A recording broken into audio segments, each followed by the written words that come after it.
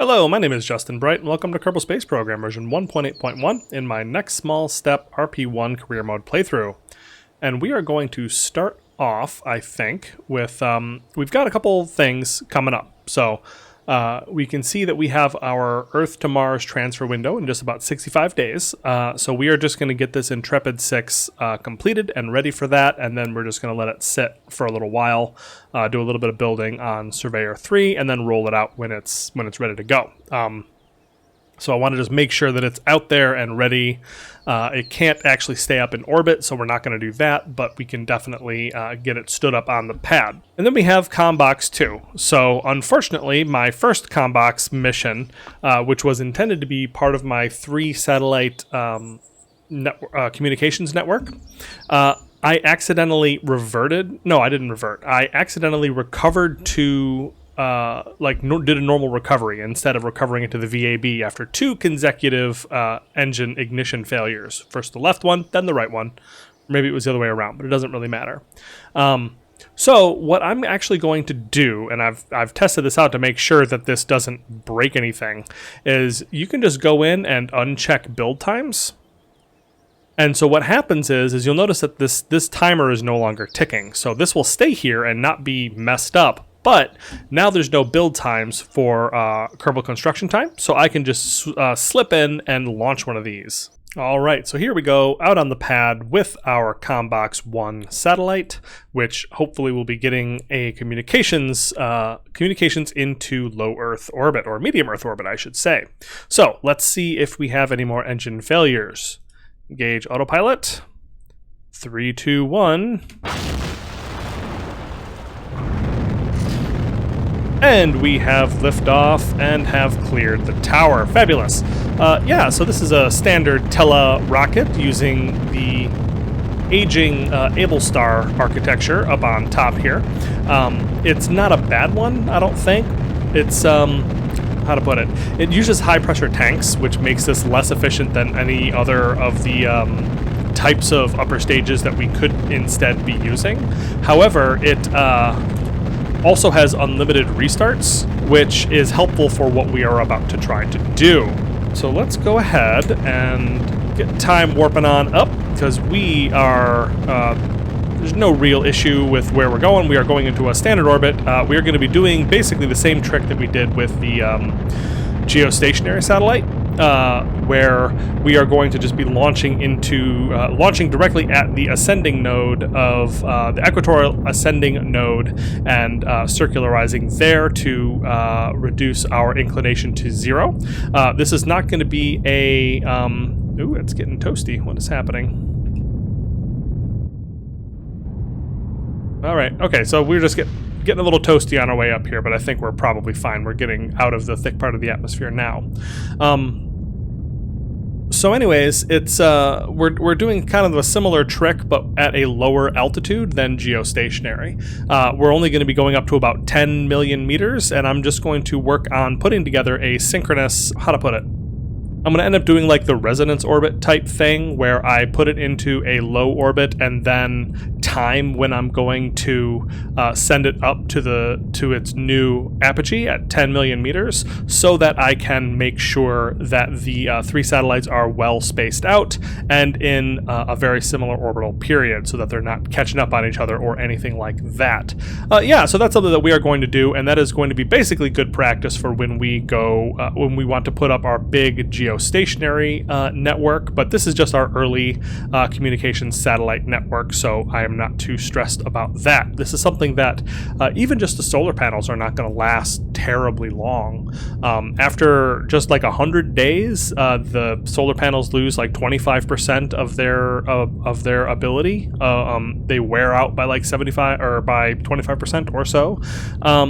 So yeah, that tells me that it's not even going to be a year that these darn things are going to last, which is pretty frustrating given how many launches I have in a given year, which is not so many that I wouldn't be launching a damn new satellite network every year or two. So it's something that we're going to have to work our way around. I'll probably I'm probably waiting for better communications and better solar panels before I really start thinking about the big geostationary ComSat network. But that's something that will come later, and we can do with contracts, and we'll be able to see that, I think, once we have set this network up. All right, so we are just about finished with that, and oh, I think I messed up my staging somehow. This probably could have come off a long time ago. There it goes. And there come the antennas, so now you can see why I have called this thing the COM box, because I am launching the first computer PC tower into space. This is one of the, I want to say, one of the Blue Dog models, but I thought it was kind of hilarious the way that that thing's shaped. And yeah, I was building kind of a funky asymmetric satellite, and you know, it looked kind of, I thought it looked kind of fun. So there you have that. I'll talk about more about that in just a moment. It looks like we have a good orbital insertion. Our AJ-10 mid, the 118, has gotten us into a good low Earth orbit. We're going to use that to stage our approach to 10 million meters. So we'll do that, and we're going to do that once again at the equatorial ascending node, which is in an hour, so probably the descending node, which is in 17 minutes. That's better. Yeah, so that's what we will do, and that's going to just cost us 1,500 meters per second of delta V, and then we'll use most of the rest of it on getting that orbit circularized. So yeah, that's why we're using this, because it has unlimited restarts for this stop and start sort of trajectory, because it is a lot more efficient to just go into a low parking orbit and then from there burn up to your home and transfer up to your new orbit, rather than trying to directly jump into a massive 10 million meter orbit. So that is why we're doing that. All right, so we have a good second ignition on our AJ-10, and we are on our way up to our medium Earth orbit transfer, MTI. I don't know. I don't think it needs an acronym, but yeah. While we're going, we can look and see at this literal just COM box. Like, there's literally nothing more to it. It does have some experiments, which I will be sending, and it has just a solar panel on one side and no ability to continue orienting itself once I point it. So I'm going to drop this into space with the, oh, actually, hold on. I was told to try out the free camera instead of using auto because it made a person nauseous. So, you know, I'm just going to give it a shot and see what this is. I've used auto for so long, I'm just kind of used to it, even if it's not actually any good or whatever. So yeah, let's give this a shot and see how it feels. So anyways, yeah, so it's just a chunky box that is asymmetrical and is not and it's going to be kind of dead once I put it into its orbit. I'm going to drop it off in the correct orbit with the Able Star upper stage, and then I'm going to be deorbiting the Able Star as best I can. I'm basically going to cheat on the knowledge that Kerbalism will, if I never log into this craft again, Kerbalism will assume that it's rotating with the sun and will always have 100% solar coverage. So I'm just going to count on that, and I don't know, come at me. I just don't think it's that big of a deal. Building in extra station keeping on this was going to be very heavy and expensive and require a much bigger rocket to do this. So, yeah. I'm just using the tools I got. So that is going to be what this is, and you'll notice we have two antennas up here, one of which is a big S-band Omni, which I know is not particularly good, but I wanted to have some way to relay S-band communications. So I have also a big level 3 UHF, which the vast majority of my satellites are using. So that is going to be very useful for making sure that I have low Earth orbit communications uninterrupted between ground stations, which is something that I've been complaining about pretty much nonstop since I started this series. All right, looks like we have made our, I don't care about fixing that, that's fine, and we don't have probe control demonstrating my point. So this is something that I've been complaining about basically forever. So I'm really excited to be able to get that fixed. So what that's going to give us is uninterrupted control in low Earth orbit, and for any missions that are, just outside of that range. So anything that's out to medium Earth orbit, probably out to the orbit of the moon. It's unclear. Well, no, out to the orbit of the moon, it's not going to matter. So the only place that this actually matters is in that very low Earth orbit where you have a craft that is in between two ground stations. So I'm still, even right now, I'm very stuck in my old ways of thinking about RemoteTech and the way that you build a communication satellite network with that set of mods. Because in that one, you only really had, at least in the early version that I played, there was only one ground station, and it was directly above the Kerbal Space Center. And so the challenge was you had to stand up a communications network with only one contact point. And then you would have to get a geostationary launch directly above Kerbal Space Center, and then you would want to get your other nodes in that network to get full coverage around Kerbin. And then you would also need to get a node set up for everywhere else. So basically it was range based as opposed to transmission strength based. A certain antenna had a certain range, and that was all there was to it. Like I said, this was an older version. I don't know if there was even in RSS or whatever, I don't know if they had ground stations. They probably did. But that's what I remember playing with the last time I did a communications network. So that's just not the case here.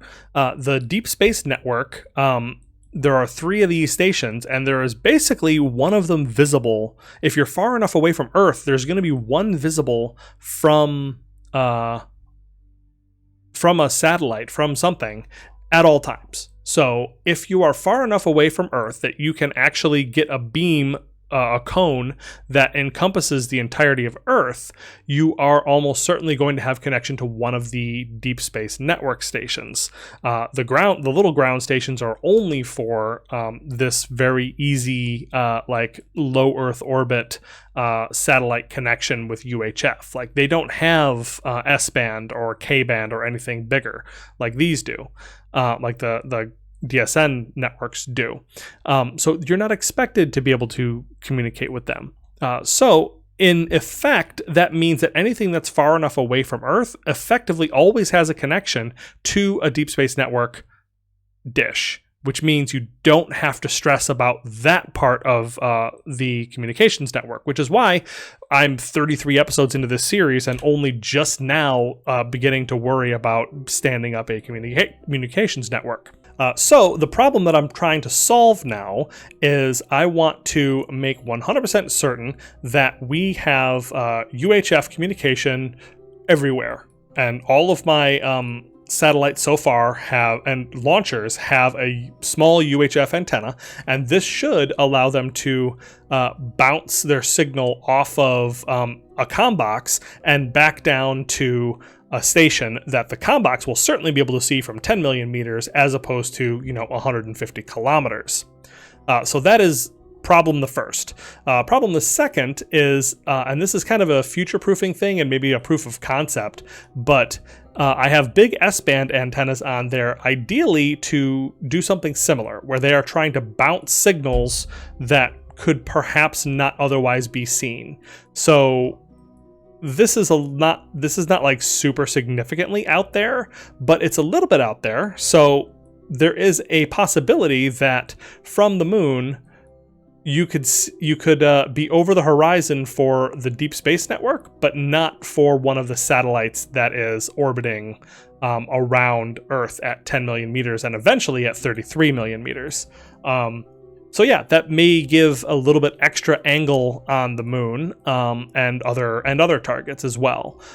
So that's probably less of a real use case and not something that I think is going to be particularly useful because the Deep Space Network dishes are always going to be better at communicating with anything. So you don't need a relay for the vast majority of use cases. But I have to assume that there are reasons why you would build relay satellites for outside of outside of the low Earth orbit environment. For example, one of the things that I want to do is I'm going to want to get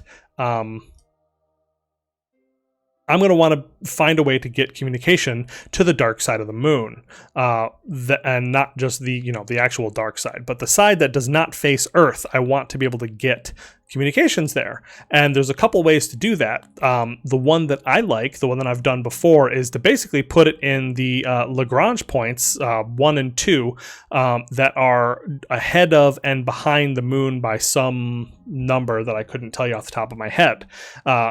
Patched Conics doesn't actually deal with Lagrange points, but you can kind of approximate it by just putting something into orbit ahead of the moon, and then that will point the beam back, and that will get line of sight to things that are behind the moon or on the surface on the other side when they cannot communicate, and that will allow you to bounce a signal off of a satellite and bit down to Earth.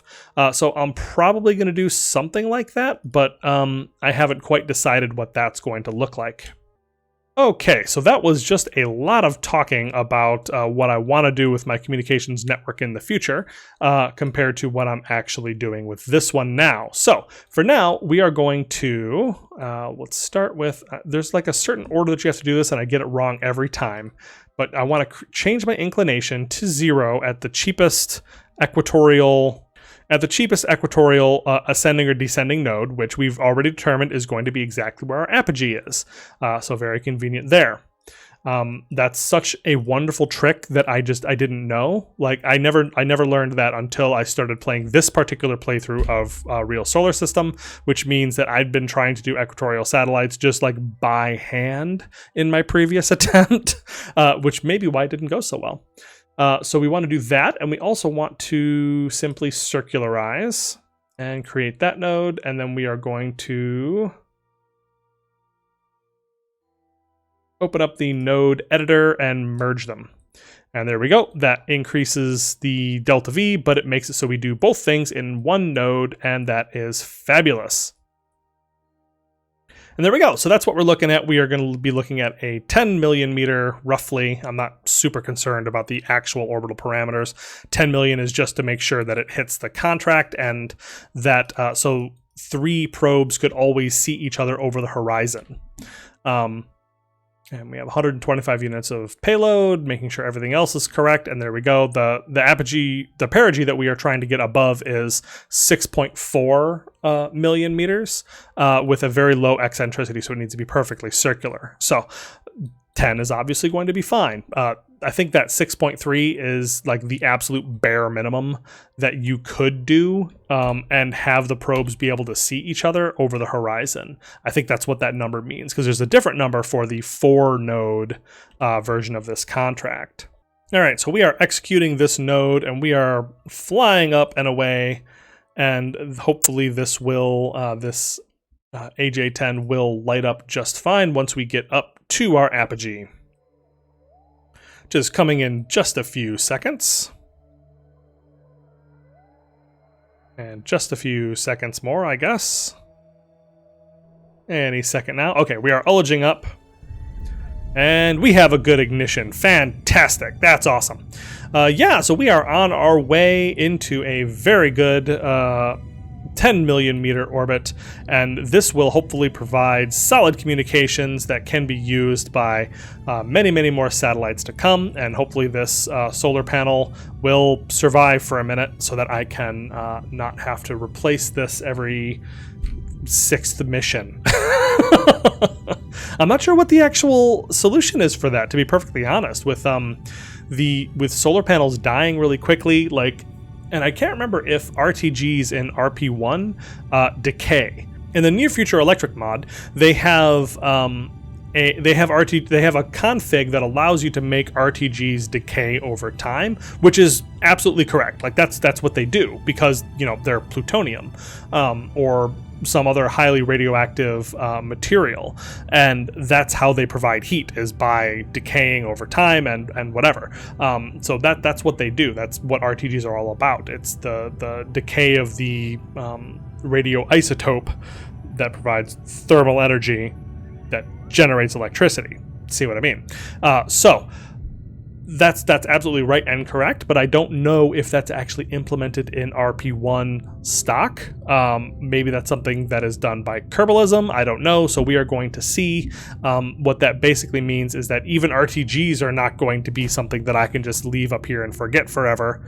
Darn it.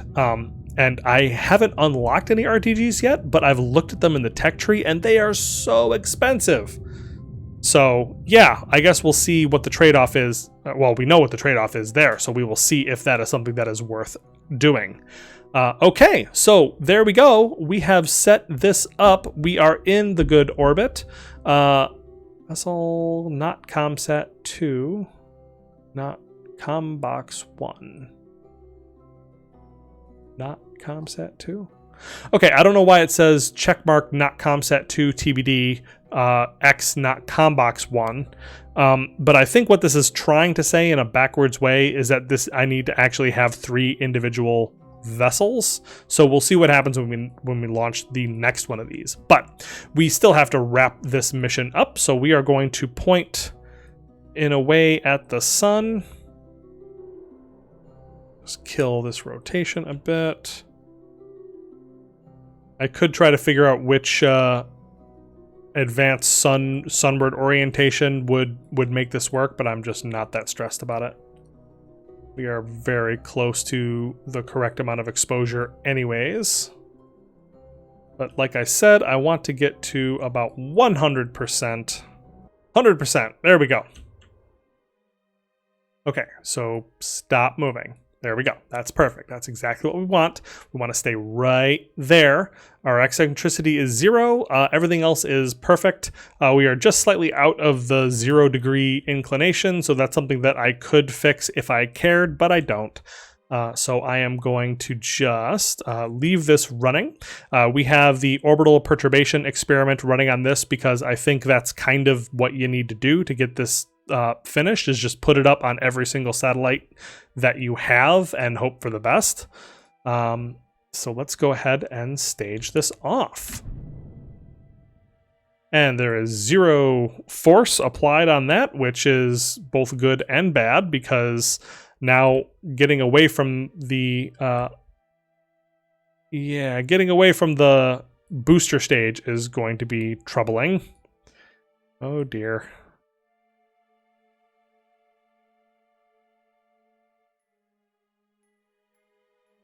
Oh dear. Okay. Well, I guess I'm just going to wait until we get all the way through. There we go. Okay, are we okay? We okay? How's the... Okay, our exposure's still good. Fantastic. Nothing is broken. I was a little bit worried I was going to like blast this thing off into a hypersonic trajectory or something that was going to eject from the solar system because it was clipping in there. But yeah, it looks like that is fine. We have just one experiment running, and this is now providing low Earth orbit communications. Fantastic. So I think what it's time to do is to push this one away.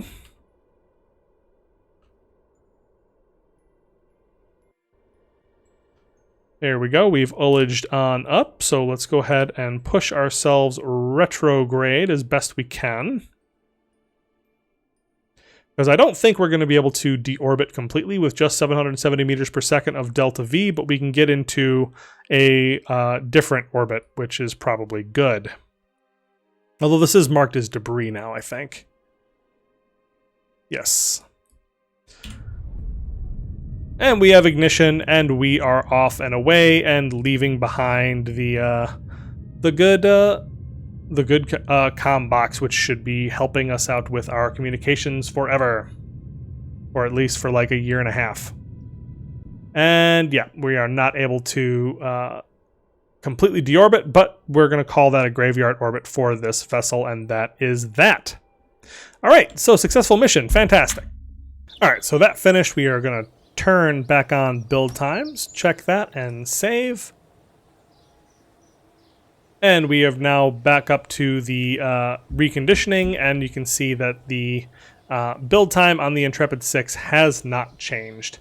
Or at least it has not changed it's started again. So I think that during the time that I was in orbit, I was not getting any extra build time done, but that's fine. That's still a lot better than having to build another one of those. So yeah, there we go. So we got Combox 1, we have Combox 2 building, so we're just going to duplicate that now and rename this to Combox, and rename that to Combox 3. Cool. So there we go. That is our plan for that. That should hopefully get those 3 items in orbit, which will get us that contract, and also let me stop complaining about low Earth orbit communications. All right, we are coming up on a late evening launch here at Kennedy Space Center. We are going to be launching the Intrepid 6, which is on its way to Mars. So we are launching right now into the plane of the moon, which is roughly very similar to the plane of everything else. We have ignition and liftoff. Fabulous. Yeah, so like I was saying, it has the moon has a pretty similar inclination relative to the rest of the bodies in the solar system, that you can kind of use it as a very easy target to hit first before you throw yourself out, without having to do anything weird about concern yourself with launching into the plane of like Mars or Venus, which I've had mixed results on. So this one I know works pretty darn well and will reduce the relative inclination a little bit with my booster, as opposed to with my doing it when I am correcting in mid-course. All right, so we are just turning up that time warp. I will say that we do have new rockets are coming. So it's, I think, important to point out that there is indeed a set of new rockets that I have been working on that will be coming out. I'm still working with 1962 era orbital rocketry, which is why things haven't changed much, because this is kind of what they had in the US space program at that time. Ooh, that came off like a shot. That's what I get for having the time warp on. But yeah, this is kind of what they had access to at this time. There's a couple things that I have put together that are going to fill certain niches that I had and improve on them, and you'll see them when I launch them. I'll talk about them then. No spoilers or something, I guess. But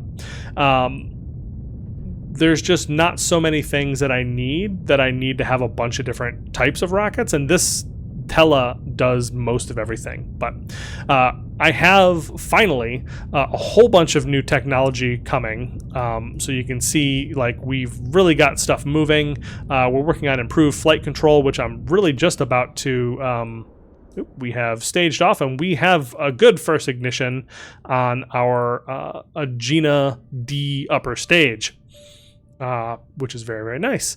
So yeah, I have a whole bunch of technology. 1963 orbital rocketry is coming soon, sometime next year. I'm really trying to increase the speed of my research and development. You can see our research and development facility is almost done, just 50 more days. But that'll get us moving forward, because we are most of the way through 1969 already, and not exactly keeping pace with real life anymore. But that's fine. I'm not stressed about it. But we do have a whole lot more tech that is coming, and tech that is going to change what we can loft into orbit.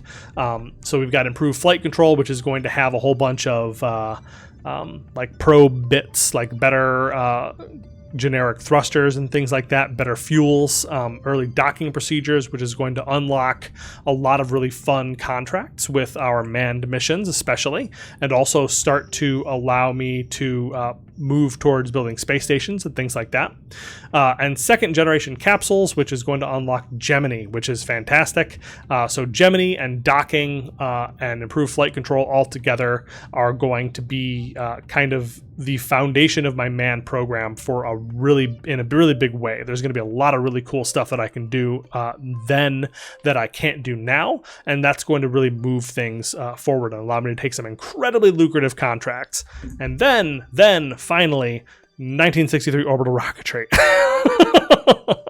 So I have some things, like I said, I have some things that I have not actually unveiled that I could use. Like I have a fully functional Titan II GLV. Like I could build it, but I just haven't paid for. Like I even have the craft file that I've put together, but I haven't paid for the.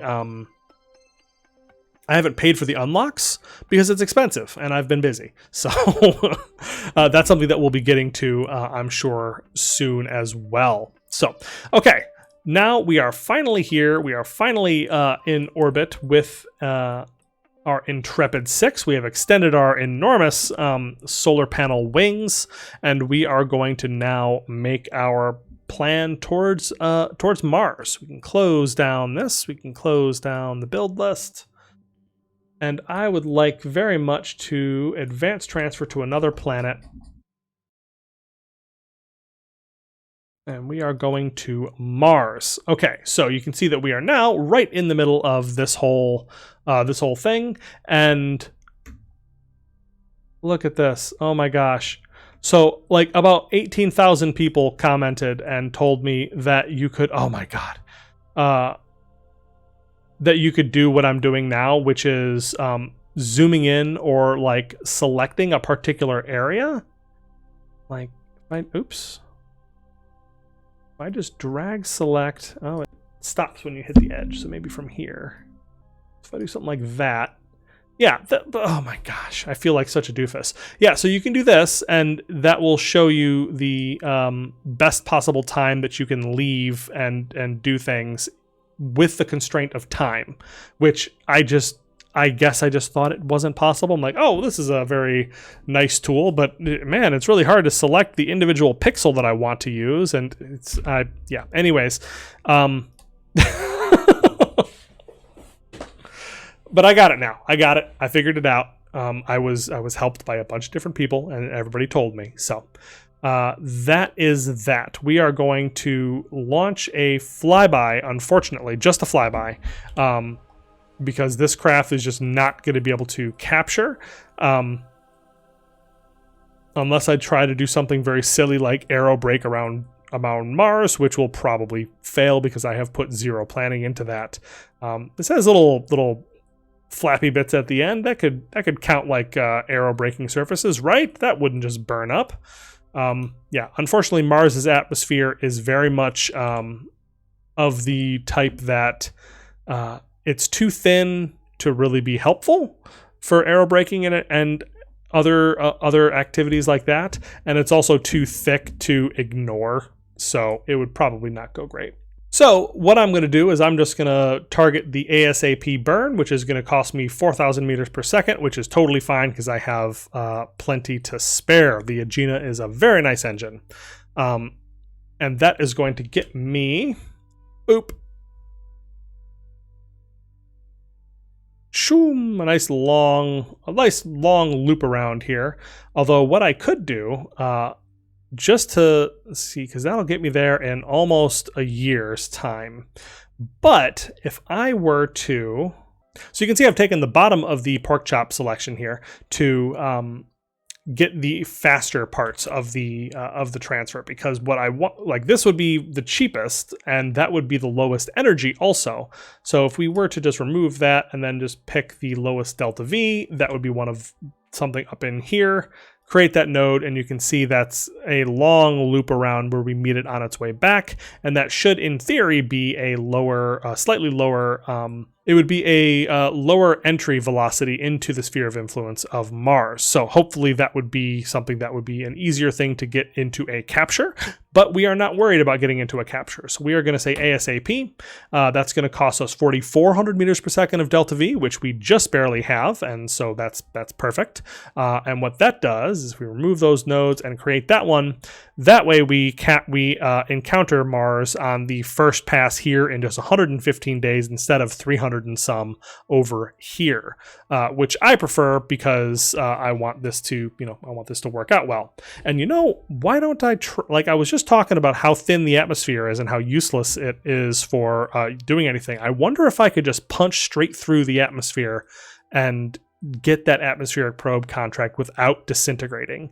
Like, there's a very real chance that would fail, and I would then fail that contract. So that's the downside. But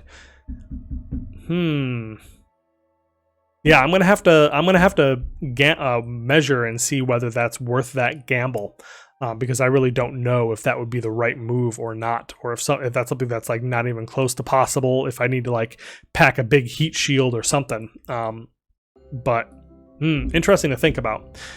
So, anyways, before I do any of that, it's time to actually execute this burn, I think. And so we are ready to go, and nothing else is holding us back on that. So I can just click execute next node, and I will let MechJeb handle that for me. All right, as we are slowing down, I am once again attempting to kind of sort of recreate the Mariner 4 mission with this. It's even got the same, we have ignition.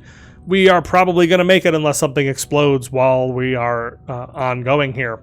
But yeah, so Mariner 4 was a U.S. mission that for a planetary flyby of Mars, and this was the first one that actually succeeded because, like I've mentioned, a couple of them failed in both directions. Like the Mariner that was sent to Venus failed once and then succeeded, and then the Mariner that was sent to Mars failed once and then succeeded. So we are in good company there. But this is, it's just a tiny little probe that I've put together with all the science attached to it, and then it has the same solar panels that the actual Mariner 4 did. But yeah, I'm very much sure that was not actually supposed to be like a aerobraking thing or like an actual atmospheric wing or something like that. Oh, fascinating. Those were actually...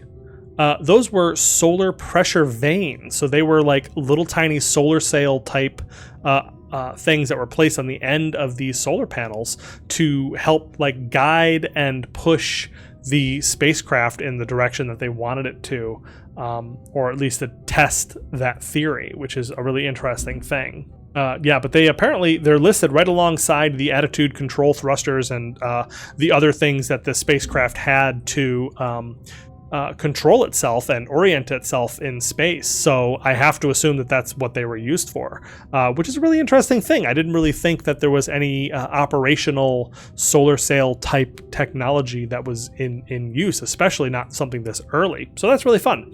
So that's what those are. I've always wondered what those little flap bits were on the end of these this type of solar panel. But yeah, that's exactly what that is. So I don't think we're actually going to get much use out of it here, and I definitely don't think that it would survive on an aerobrake pass, but it's something that, I'm kind of interested in. It's something that I could, in theory, I could put together for this flyby even. I would almost certainly get the mission complete for the flyby, but if I don't get the successful atmospheric probe thing, then I might fail that and then lose a bunch of money, which would be sad.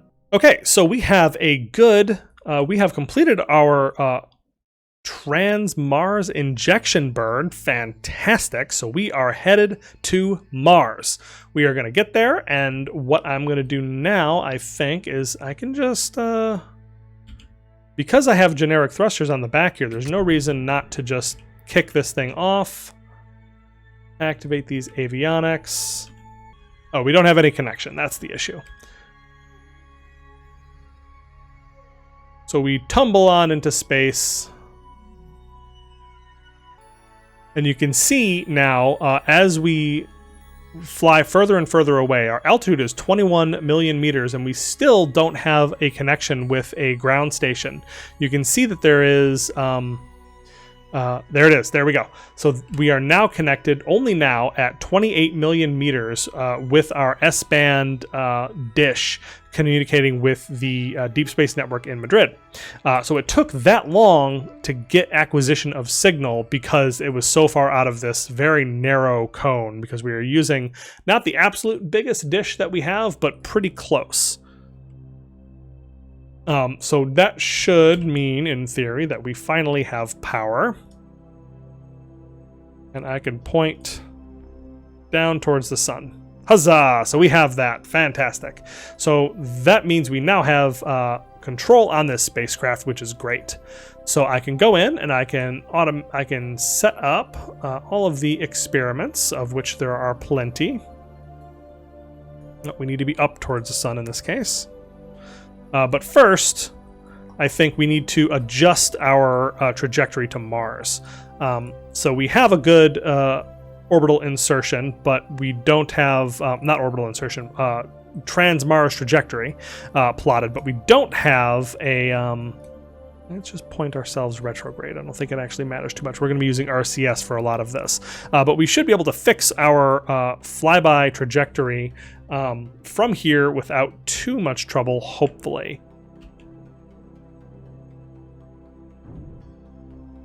Oh, that's the wrong way. So we do need to go prograde.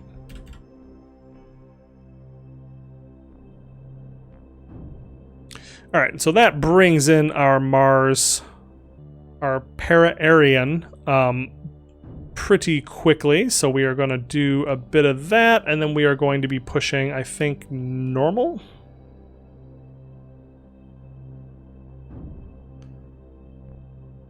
And that brings our perihelion up even closer. That is within. There we go. That's beautiful. Pop, pop, pop. And there we have it. We have a nice, close flyby plotted for Mars. I'm not actually sure that that's gonna... I think we want to do what we did for Venus and make sure that I am hitting the low orbit. So let's see. Here we go. I can just look at this little button here, brings open the actual stock version of this, the knowledge base. But that tells us that the atmosphere height is 125,000 meters above the surface of Mars. So we can get even closer than we have. What that doesn't tell me is what the border of space low is, but I'm not sure that matters because we know that, what do you call it? We know that the border of, we know what the safest place to be is, which is, oh, it just scrapes past. Yeah, we know that the border is 125, so if we are above 125, but as low and close to that as possible, then that is what we are looking for. So there we go. We are going to just skim the surface of Mars, and if I decide that I want to be incredibly bold and actually fly through the atmosphere, that is something that will be very easy to change with the 630 meters per second of delta V that we have left on this vessel. And if I decide that I want to try to get a flyby of like Phobos or Deimos on the way past, that is something that I could try as well. Not 100% sure I want to do either of those, although, you know, why not? I don't know why I wouldn't want to do that, actually, now that I think about it. Look at that. Yeah, there we go. Yeah, so I could, with just 181 meters per second of delta V, I could get an encounter with Phobos on the way past, and I could actually just smash directly through the surface. Because this little potato has almost no gravity, so the sphere of influence is about like 3.5 inches above its surface. That's an exaggeration, to be clear, but yeah, it's really pretty difficult to make that happen. What if I did Deimos instead? Deimos may be a little bit more of a normal target to get past, and might be able to do some interesting flyby. Deimos is also a tiny potato that is also very hard to get around. I really thought Phobos was a lot bigger than it is. Anyways, so yeah, it looks like it would not be terribly difficult to get in range of one of the moons, and this trajectory would take me still within the 20... Hold on, let me just double check. Yeah, this still brings me within the 20,000 kilometer range of the flyby. So this would still work, but it would also just get me a bunch of extra science from visiting, screaming through the sphere of influence of Deimos. Okay, if I'm reading this right, I would be inside the sphere of influence of Deimos for 6 seconds. With this particular encounter. Let's see, hold on, let's see if I can get that a little closer. Actually, it's not important because I don't think I'm going to do that right yet. But that's something that I could change my mind on how I want to execute this mission in between now and then. Like if I want to try to scream through the orbit of Deimos or Phobos on the way, that is something that we can absolutely do. For now, we are going to just skim the surface of Mars, and I'm going to have to remember to fix that after we orient ourselves upwards towards the sun. But yeah, so we have options. If it's going to be like a 6-second flyby like it was for Deimos there, I don't think that's 100% worth it. I would rather dip low into the orbit of Mars than mess around with the other moons with this particular craft. Like I'm going to have an orbiter, and I'm definitely going to want to visit all of those bodies at some point, but I'm just not sure that this is the right craft to do it. All right, so we are pointed at the sun. That is just lovely. So let's go ahead and push that in and press Control to get fine RCS controls. And we are looking at about 150 kilometer peri-Aryan, and that is that. So we have our flyby. Our plan is set. We are ready to go. Everything is fantastic. This is very exciting.